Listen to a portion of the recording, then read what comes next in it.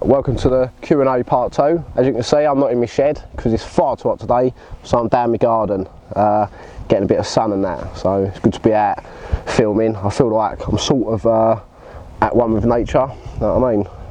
Safe being indoors and in my shed, but there you go. So the first question comes from YouTube. Dan Barton, love the channel Greg, cheers mate, I love the feedback, everyone that gives me good feedback, I see it all and I really do appreciate it. If you arrive at a lake and you don't see any signs of fish at all, how do you select your swim? That one, fairly easy to be fair. Back in the day when I used to fish locally, I used to finish work on a Friday, like 5-6 o'clock, get down the lake and everyone's rushing about and you're turning up with the lake at the same time as everyone else, so you ain't really got time to look for fish. You'll do one quick lap and you'll just bucket a swim that looks good if you've seen anything or if you ain't, and then once you've got that swim, that's it all weekend. You're in it, and if there's no fish there, you're pretty stuck. So fishing locally didn't really pay off for me. It wasn't until I got to Halton and I was turning up the last person there, and especially Kingsmead 1, I was turning up at like 8 o'clock or whatever, 8:30, and then everybody will be settled in their swims and they're fishing. They ain't gonna move. They've set their stall out, they're baited and they're waiting there. So I used to rock up, and all the swims that were free, you'd more than often find carp like showing, just as it was getting dark and stuff, and I used to just flick them out and catch them. Like, everyone's disturbed the lake, so that paid off. And from then I thought, mate, that's the trick, turn up last. If you can't beat them, you've got to get there after when it's all the dust has settled. It paid off. But now, as I'm fishing bigger pits, if I don't see nothing walking around, a lot of the times you don't, and if it's my first session or whatever and I didn't know the lake, I'd go for a swim that had a massive view, so I could get up early or that evening and I could watch. So Kingsmead Iron Lake, for instance, first proper big pit I fished, all boat fishing and that, and I rocked up there. I had a swim in mind that I fancied if I didn't see nothing, and I boated back, couldn't see nothing, went to that swim and there's a bucket in there. I was like, oh. So I opted for the next best one, which was the climbing tree. Anyway, set up in there thinking, yeah, I'll set up here, I've got a puck of view for the morning, I should see Saint Show and I can get on it. Anyway, I was setting up, and this happens quite a lot to me. I'll pick a swim out of like, I fancied it basically, and then they'll start showing or something, and then that's what happened to me there. About 30 yards out to the left, as I was getting all my gear off the boat, unloading it, a fish nutted out, nothing massive. Anyway, I thought, oh, that's alright, isn't it? So got my old one rod out, trod rig I think, had a pop up, flicked it out, underarm flick, and it's the first time I used braid as well on there, so I flicked it out, and then about 10 minutes later, beep, rattled off. But a braid take is next level to mono, and it was savage. But yeah, I played it in and that, and it was, I think, £17 common. But that was a good start to what was about to happen on there. So I've done really well. I didn't start that long, but I really done well. And that swim, like most lakes, when I catch one fish out of a swim, like the first carp I catch, I'm always sort of drawn to that one swim, and I always like to get back in that swim. I do well in the first swim I catch from usually. But yeah, if you don't see nothing, then just set up with a view. There's no point if you don't see nothing, set up in a bay where you can't see anything, go for the swim with the biggest view and watch. 9 times out of 10 you'll see Saint Show and you can get on it. So that's the answer for that question, Dan. Toby Blackman off of YouTube. Have you ever done any river fishing? If so, how did you find it? Basically, I've never fished the rivers. I've never really fancied it, to be fair. I might do the Thames one day, retire and get a boat and that, but I've got so many big fish in lakes that I want to catch. I just ain't really got the time to go chasing ones that I don't know. That comes for me at a later date, I think. But if I had the opportunity to fish a river, I'd have a dabble, but it's not for me just yet. Maybe in the future, but yeah, that's the answer to that one, mate. Right, this one, Josh Ramps. How are you finding being with Avid? It's good, they look after me. Do you have to pay for your gear? A bit personal, mate, but doing things like this and writing in magazines and making videos for YouTube and that, you don't have to buy your gear because you're advertising for them. You're doing work, you know what I mean? This is all work. So you don't just get free gear for nothing, and people think that, oh, you get free gear, but you're not, it's not free. You're still doing stuff, right? I'm here now making these, you know what I mean? So yeah, I'll get free gear, but I'll still work for it. Would love to hear your opinion on their new rods as I'm after a set myself, thanks. Basically, if you read my carp rod article, Madness on the Maze, and if you watch my video, you'll see those Traction Pro rods. I've got them in £3.5 12 footers, and they are mega, mate. I fully recommend them. They're cheap. I think at the Northern Angling show, they was on sale for something like 85 quid each, or 75 quid even. So a mega bit of kit for the price, and I'd fully recommend them. They're good for playing fish, they're good for chucking the lead. They've got exactly what you need. If you've got fish stuck in weeds, you can get them out and stuff. And that, I'd fully recommend them. They're a pucker bit of kit, and I'm well happy with them. I've never used that big gear before I got with them, and it's a bit like, oh, you know what I mean? But all the gear I've used now, it's ultimately, it's good quality, and yeah, it's up there with the best. So I'd fully recommend Avid rods. I haven't tried the others in the range, but I'm sure they're just as good. These are like the cheaper budget ones, so the more expensive ones will be better. Adam Goodwin. Nice one, mate. Thanks for this. Helps pass the time. That's these little videos. Cheers, mate. What are your essentials for boat fishing? Essentials for boat fishing? Nah. Like, this might seem a bit weird to you, but a pair of scissors, 100%. A little ratchet spanner to get your propeller off the back of the outboard. You'll see why in a later question. But yeah, an oar.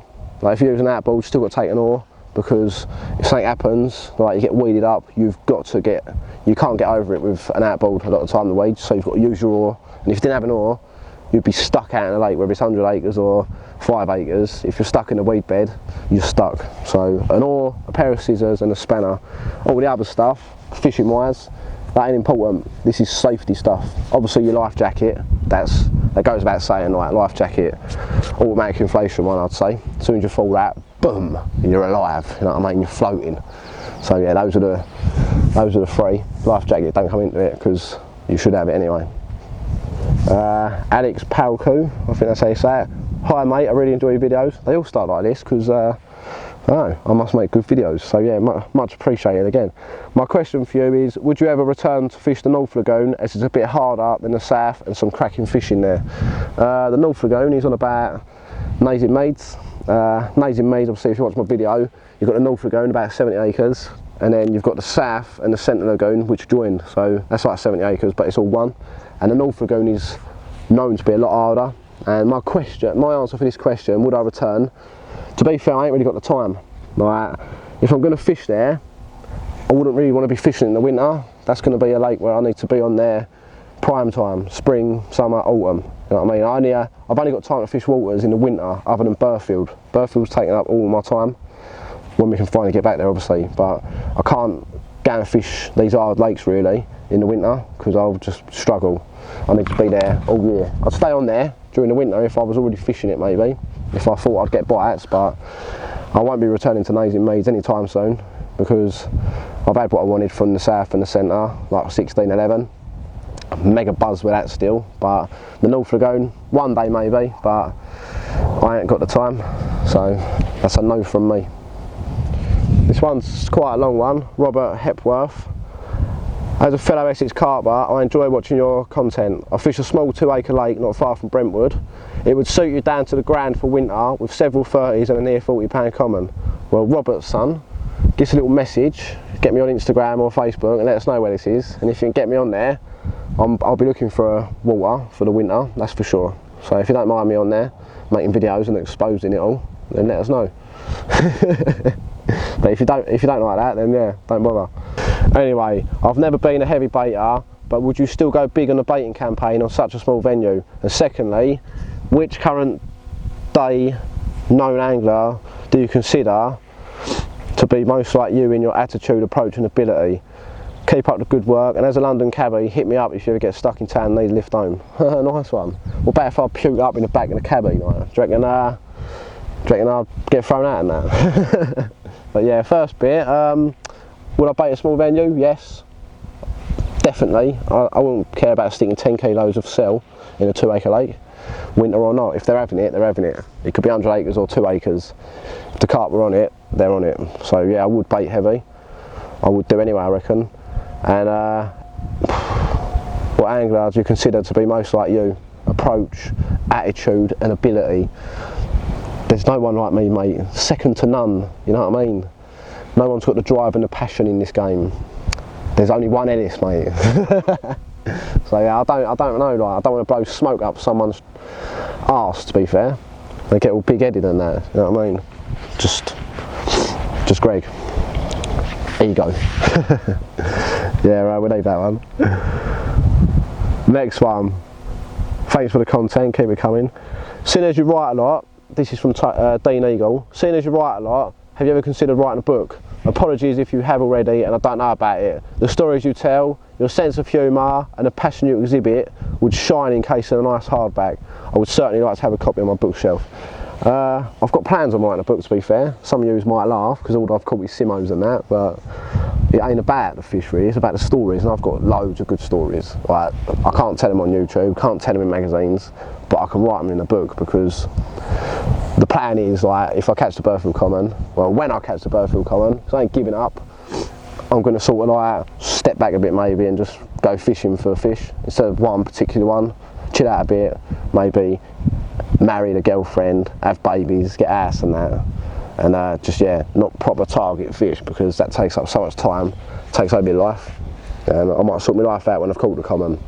But until I have, I won't, I'll still be like I am now. But yeah, I will write it, but when the common's been and done, because once I do write it, I think I'm going to get banned from every lake in the country. I'll probably have to start fishing abroad, do a few weeks here and there abroad, because I won't be allowed on any lakes in the country unless my mates own them. Is that bad? Yeah. Another one, Cole Smith. Would you write a book on your carp history and what would you call it?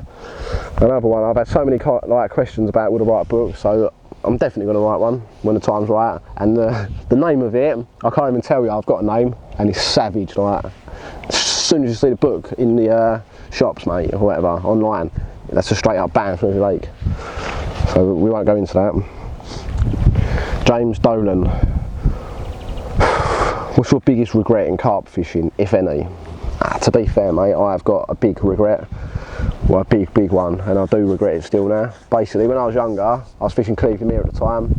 I used to be with a bait company called Essex Carp Baits, and we went out on a Christmas drink and that, and it all kicked off. Had a row with someone quite well known in fishing, and lost a lot, mate, lost everything. And I was threatening to get banned from Cleveland Mere and that, and I was getting up there, like, I was well known in that in Essex, and then it just put me back 5 years, I reckon. I had to build myself up again, so that was my regret, man.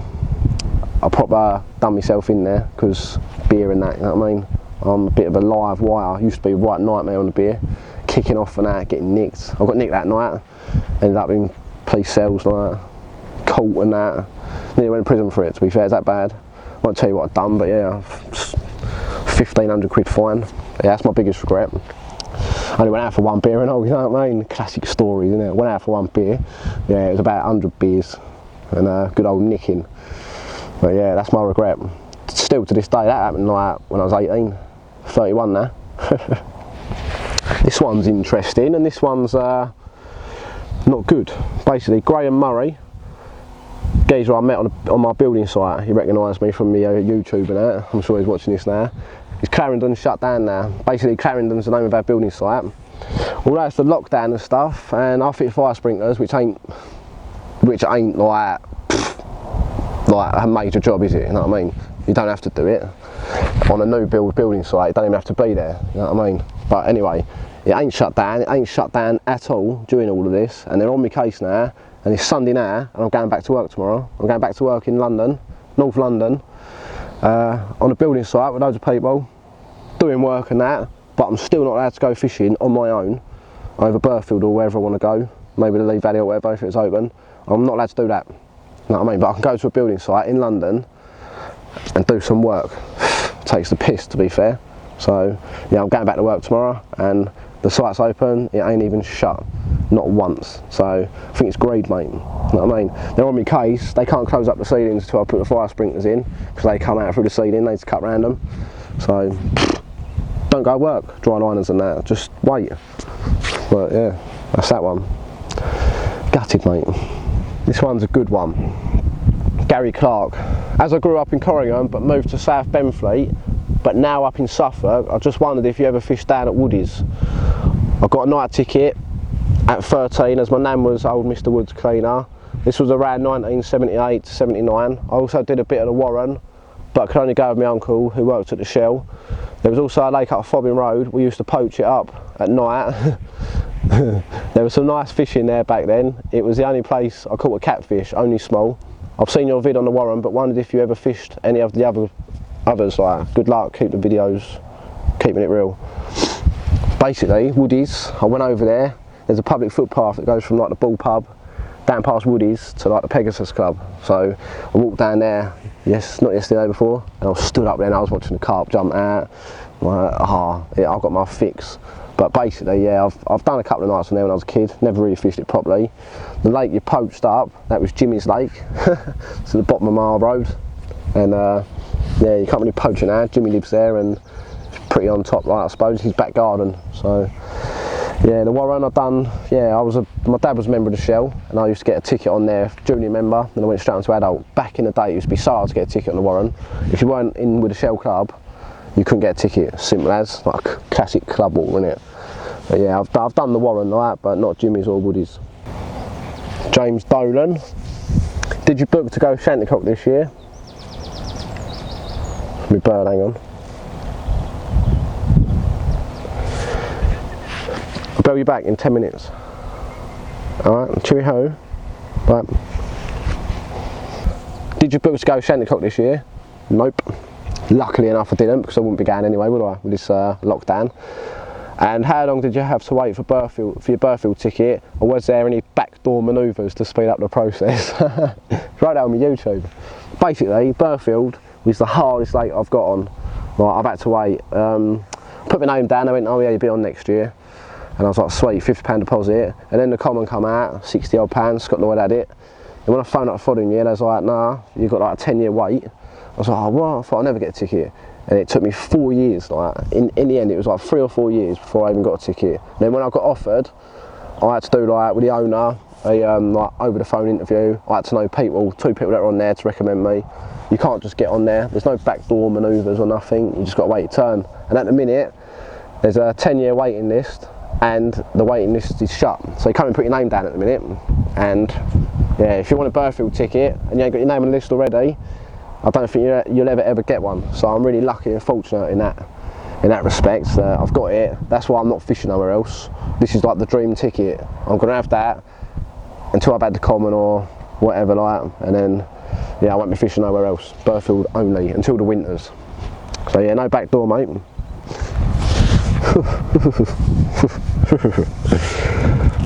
Becky Windsor. If someone held a gun to your head and told you have to pick either fishing or your girlfriend, which one would you choose and why? Oh, what? Basically, Becky Windsor is that bird who was on my Madness on the Mead video. You know that one in my BV. And now she's my girlfriend. Fishing. Someone's commented as well. Bloody hell, you're trying to get him shot? Yeah, mate. Fishing or you, Becky Windsor? Oh, it's an hard one, isn't it? Basically, I do like this one. I'm in love with this one, but there's a big but. I wouldn't give my fishing up for no girl, but I would sacrifice a lot of it for this girl. I wouldn't ever do that to any other girl normally. That's why they've never worked. But yeah, I wouldn't give it up, but I'd slow up a little bit just to keep you sweet, so you don't dump me like the rest of them, and then I'll be back on it. When a Burfield common's in my net and it's all done, then you can have me properly. But until I've caught the common, you're gonna have to share me with fishing, I'm afraid. Silly question, come on. Can't be asking me that, not this early. Damian Kostromski. Polish name, I suppose, is it? Greg, capital letters. With the amount of fishing you do you have a girlfriend / boyfriend? Look, mate, I'm wearing skinny jeans and shit, but I ain't gay. You know what I mean? I've got a girlfriend, you've just seen that. She's commented and asked me a shitty question. But yeah, when I targeted the lake proper last year, my girlfriend wanted to go. Mate, welcome to my world. If you're targeting one carp, you can't have a girlfriend. Simple as that, mate. And my new girlfriend, she understands fishing. Her dad fished, brother's fish and that, so she knows how it's going to be. A lot of girls that ain't had fishing in their life, growing up with it, they ain't going to have you about, mate. So if you're targeting one fish, go single. That's my top tip, mate. And I do a lot of time, like, not a lot of time, I only do weekends, but it's a lot of time out of a relationship. That's the only time you get to spend in a relationship, isn't it? Properly, because you're at work Monday to Friday normally, so you get the weekends to go out with your bird and that. And this time, with my style of fishing, I only get weekends to go fishing, so I'm out every weekend fishing, and they're at home and they get the ump. So get yourself a bird that knows the game. Top tip, mate, and then she won't leave you. Or in your case, if you really fancy it, you get yourself a boyfriend, mate. Polish one now, no, nice little Polish Carp UK on Instagram. Tap him up, I'm sure he'll have a bit. This one's from Instagram, Craig Roberts 89. On the arrival to a brand new syndicate campaign, what strategies would you use first? And also, if there was a handful of target fish in the water, how would you go about picking them off? Great content across all social media too. Nice one.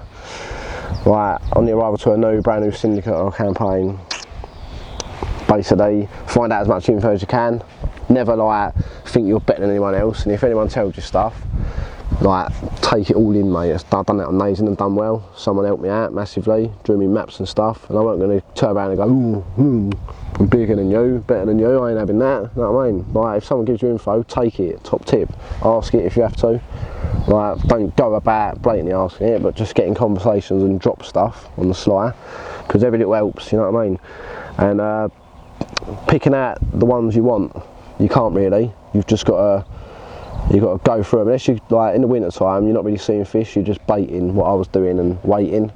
But if you want to pick out the ones you want, you've got to do that when you can find them properly in the edges and that. But other than that, I'll just say go through the numbers, bait them, wait them. That's what I do well at, really. Burfield's a bit different. I don't think I'll probably catch the common doing that. So this year I said to myself, I'm going to do more walking, more fishing, trying to look for that fish. Last year I was fishing for anything, just trying to get a feel for the place, and I've had a few now, so I want to go for the common now when I can get back. Brend Angler off Instagram. Hi Greg, been watching your channel, Burfield Vlogs and the Burfield Vlogs. Couldn't help but notice your Minn Kota electric outboard. Would you recommend a Minn Kota? Yes, I would. I'm not sure what pan thrust to go for. It's for a big sporty act. Any advice on batteries and the outboard appreciated, cheers. Basically, yeah, Minn Kota, they're probably the best outboards out there. They're good for battery life, they don't drain it as much as the others. And I've got a 34 pound thrust because it was cheap. Basically, when you go up to the 55s and that, it's like double the price. I think my 34 pound was 180 quid, and then like the 55s were 360 or something like that. So I thought, I ain't doing that first time around, I'll get the 34 pound. And to be fair, it's alright. I've fished on a 60 acre pit with it and a 140 acre pit, and it done me alright. It wasn't until I went to Shantycote I had to get a 55 pound one, borrow one and that, because it just ain't powerful enough. But if you're fishing in England, 34 pound will get you by, but I would recommend getting a 55 pound, especially in like the big winds and that. My one, I was full whack, like plodding along. Like, it ain't got much power, especially with kit on the boat. As for batteries, well, what have I got? New Max, I think they're called.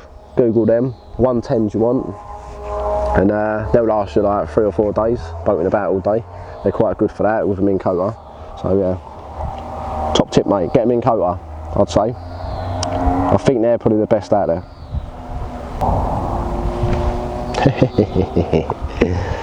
Ian H with a few numbers, Instagram. Hi mate, loving the videos. My question is, when did yours and Nigel Sharp's beef start? Nigel Sharp, who's Nigel Sharp? You know what I mean? Should I even be mentioning him on my YouTube channel, giving him the exposure that he craves? He's always commenting on me stuff on Facebook and Instagram to get followers and that. You know what I mean? Like if he pops his name on my Instagram, people start following him and that. So yeah, other than that, I don't know him. There's no beef there, mate. Sharpie's me mate, you know what I mean? I'll get on well, and he gets loads of messages. He's always messaging me saying, do you get many messages? People saying like, why don't you and Greg get on? We do get on. We're always talking to each other. It's just banter. Like, some people find our banter like the same as me and Rupert. They find it like we don't like each other now, but we do. We always talk to each other.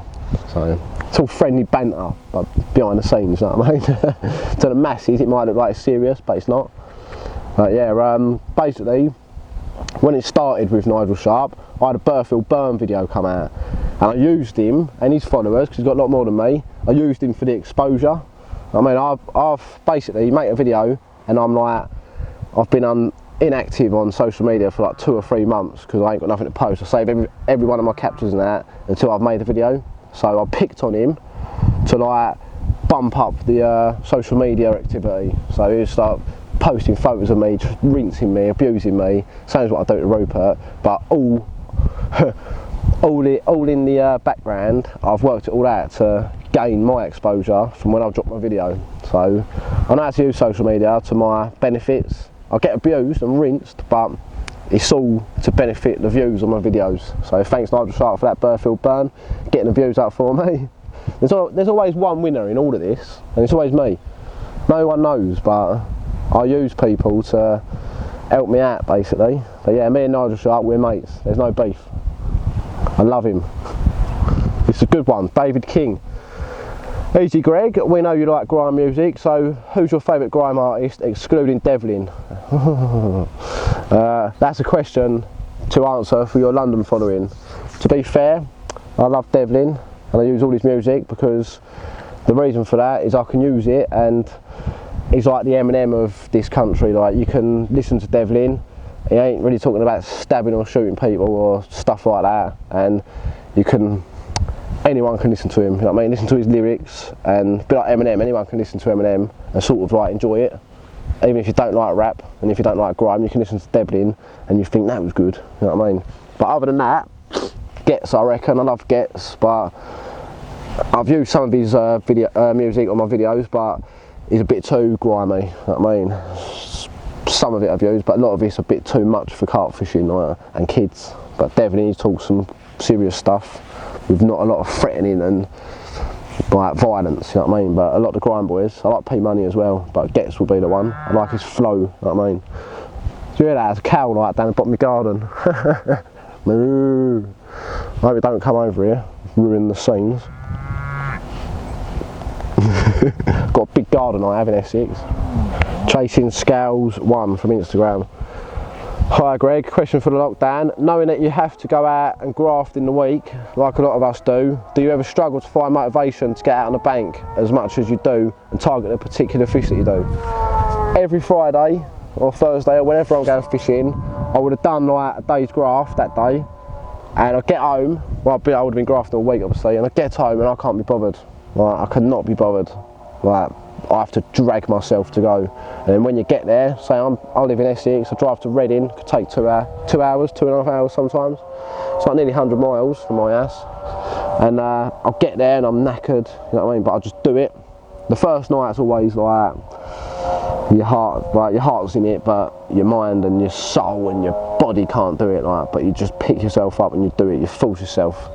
Sometimes I wonder even how I got to the lake. I'm that knackered, just drink coffee and cans of Monster. I'm like, pfft. So yeah, a lot of the time, I do it even in the winter, a lot of the time I get home from work and I just want to go to bed, but I don't.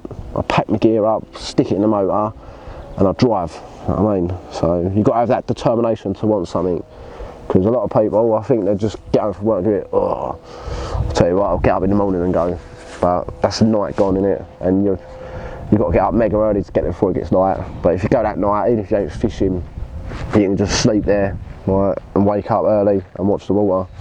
But I've always done it, you know what I mean? I'm used to it now. Fridays are a nightmare, but I'll get by. Probably why I look so old with wrinkles and that. Well, that's enough questions for this one. I've got a few more, but if you want to send some more in to me, we'll get another part 3 on the go. Probably be raining by then, so I'll be back in my shed with me Minn Kota, looking like an hairdryer and that. But yeah, I'm still sorting out the Halton stuff. I need to do that still, so we'll get a Halton thing on the go. But yeah, from me and my old mate Cal over there, we'll see you next time. See you later, mate. Take care, yeah?